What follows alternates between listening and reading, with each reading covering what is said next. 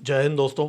Operation सिंदूर की बेइज्जती के बाद भी पाकिस्तान बाज नहीं आया है और अब पाकिस्तान ने एक नेविगेशनल वार्निंग इशू कर दी है। पाकिस्तान की छोटी सी सो कॉल्ड नेवी ने अ, एक ऐसा नेविगेशनल वार्निंग इशू किया है जिसके अंदर भारत का जो एक्सक्लूसिव इकोनॉमिक जोन जो है बाण गंगा के सामने, जो सरक्रिक अंग्रेजी लोग बोलते हैं, बाण गंगा के सामने भारत का जो एक्सक्लूसिव इकोनॉमिक जोन जो है 200 नॉटिकल माइल्स वहाँ से कोस्ट लाइन से जो है, उसके अंदर एक सर्टन एरिया को ओवरलैप करते हुए पाकिस्तान ने एक फायरिंग एक्सरसाइज अनाउंस कर दिया है।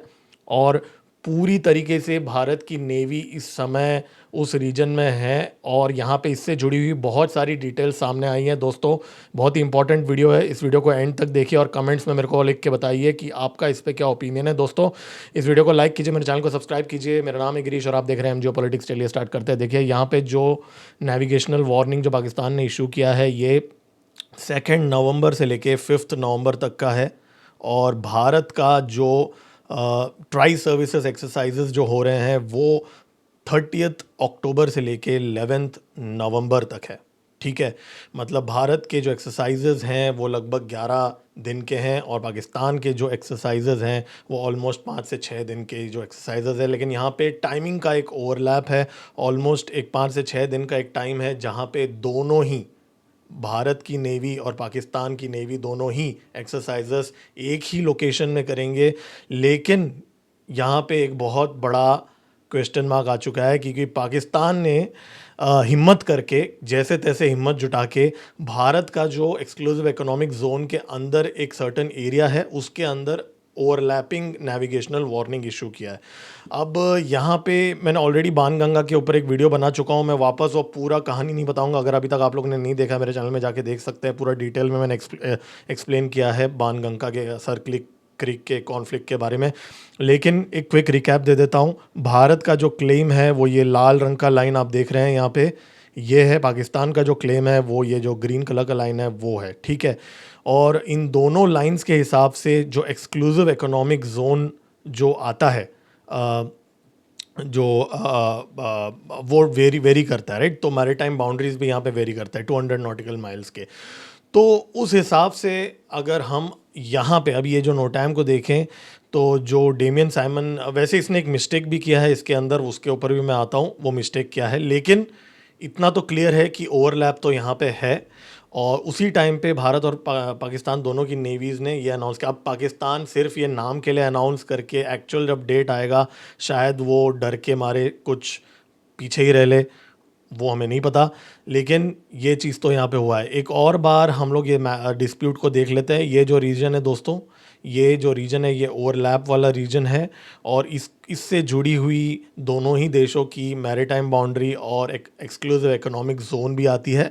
और यहाँ पे डैमियन साइमन का कहना ये है कि भाई, जो पहली बात तो ये उसने गलत लिख दिया यहाँ पे, Pakistan controlled air space, India controlled air space, ऐसा कुछ नहीं होता। मतलब ये एग्जैक्ट ऐसा कुछ लाइन नहीं है यहाँ पे।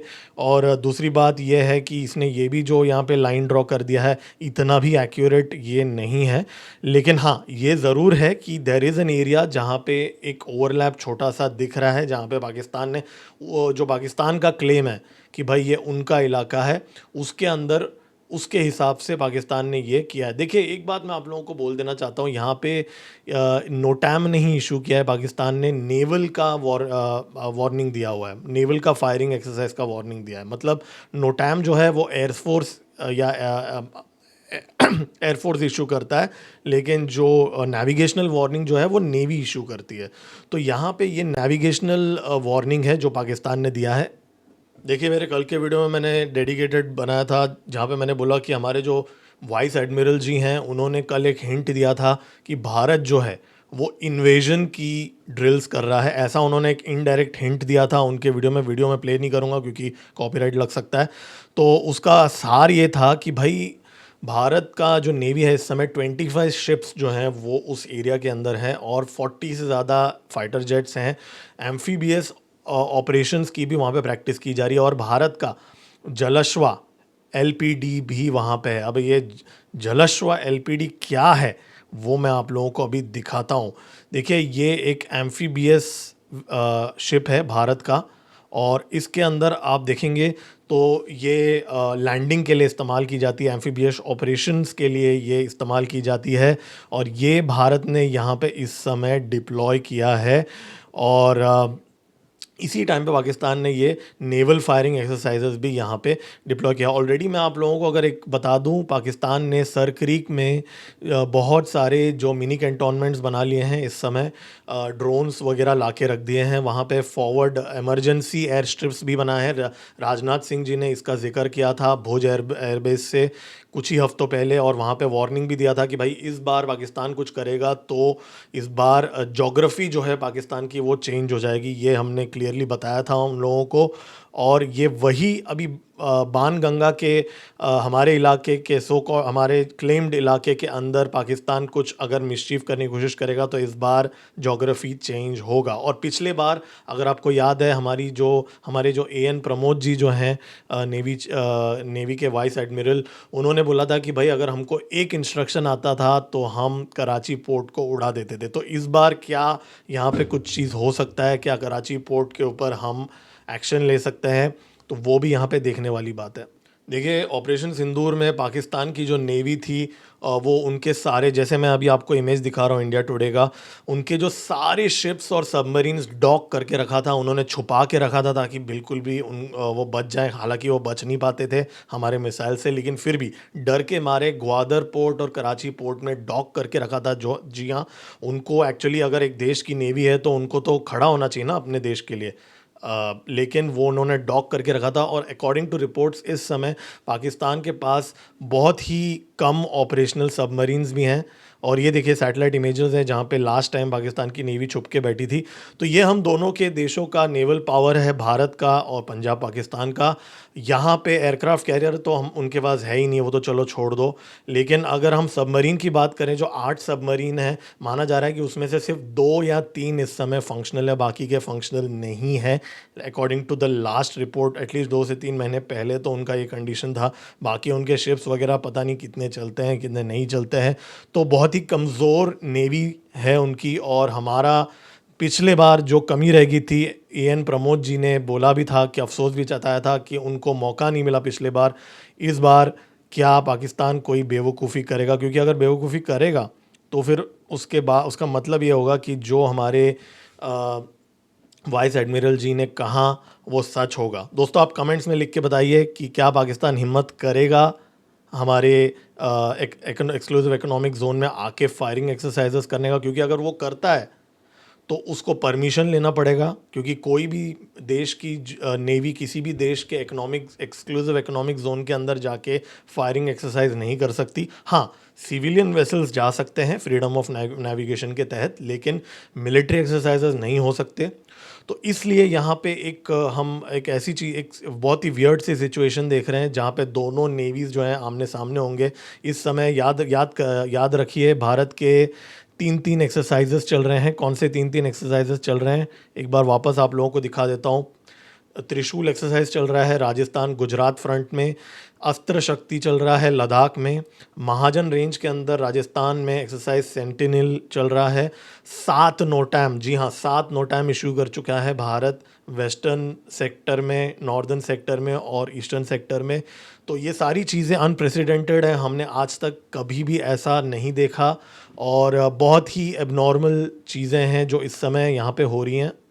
देखिए पाकिस्तान की क्यों फटी पड़ी हुई है, क्योंकि पाकिस्तान ने अभी एक वार्निंग करने की कोशिश की है भारत को। बोला कि भाई आप लोग ना ईरान का चाबार पोर्ट का इस्तेमाल करके बलूचिस्तान में मिलिटेंसी फैलाने की कोशिश कर रहे हो, ऐसा बोल रहा है। अभी इनकी फटी क्यों है?